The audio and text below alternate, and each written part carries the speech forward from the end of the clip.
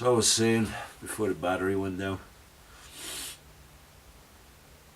So she basically asked me, like, how come you haven't gone crazy yet? And I just thought it was the fucking most dangerous thing you can ask a patient. I didn't feel like a patient. I was sort of more. She was observing me. I was observing her. It's never a fucking one-way deal. And the creepy thing is about stuff like that. When you go into a place like that, yeah, you sit in the chair.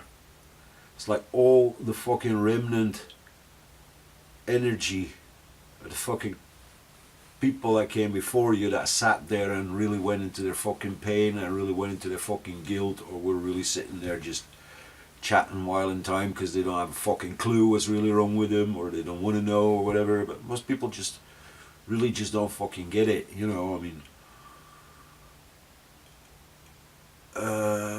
But you sit in that chair and you feel all that fucking energy crawling into you, I mean, whether you're conscious of it or not, because as far as I can see it, we're all empaths to a certain extent. Otherwise, you wouldn't fucking survive if your sensory, equipment wouldn't work that well. But you're not sensory aware of it.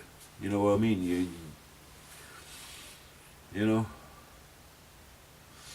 Some people just hear the translation in their head. They just hear the words. Those are the thoughts. That's like the.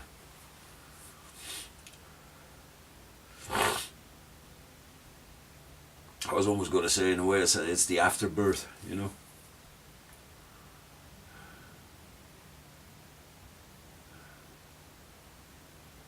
that's the thing, I mean, like when you're talking and you're actually, you can have the words in your head and then say them, or you can just say them and then just, that's your end result of the whole function of the human being, but your mind doesn't actually work with words, it just works on vibrations,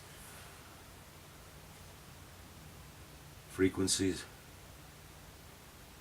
and just circulation of energies, But anyway, so that is really tricky. I find that's one of the reasons why if you go there and you feel like you want to go sit down. Let's say you go into a shrink's office, you want to go sit down, and you sort of get like a little bump, as it were, like when you get within a meter of the chair that they tell you to go and sit in. Ask them if you can have another chair and open the window a bit, because basically, they went to school to learn psychology or psychiatry. That doesn't make them aware of everything, far fucking from it. Sadly, a lot of people get a degree as an alibi to just stop thinking, and that is really sad, because they're sort of like completely the opposite of the fucking point of education in the fucking first place, isn't it? Yeah. It's like, you learn because you want to evolve, grow, and because it's such a fucking fascinating bloody planet, innit? I mean, it's such a fucking brilliant fucking joke, innit? It's like, pop, out you come, everybody's going like, oh, he's beautiful, you're lying there with a fucking headache like fucking crazy.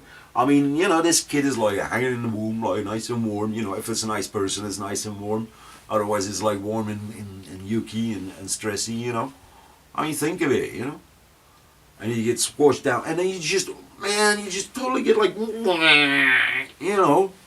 like a fucking like a fucking cobra squashing a fucking deer together, that's how the fucking baby goes through the fucking birth canal, it's like, get the fuck out, you motherfucker, and everybody's like, oh, you pop out, and it's like stink like fucking crazy. All sorts of fucking chemical bomb smells in your fucking nose, people stinking, sweat of fucking anxiety, exhilaration, all fucking thing, and you pop out, you get carried the fuck around. It's fucking freezing cold, right? The fucking bright lights just like go through your fucking skull, you just go through your fucking body, It's like, you're lying there like, oh, he's so cute, you can't even fucking say it to yourself, but you're thinking there, like, get the fuck off, like, What is this? And that's just the beginning. So why the fuck complain about the rest of your life, man? You've had the fucking worst. You're born.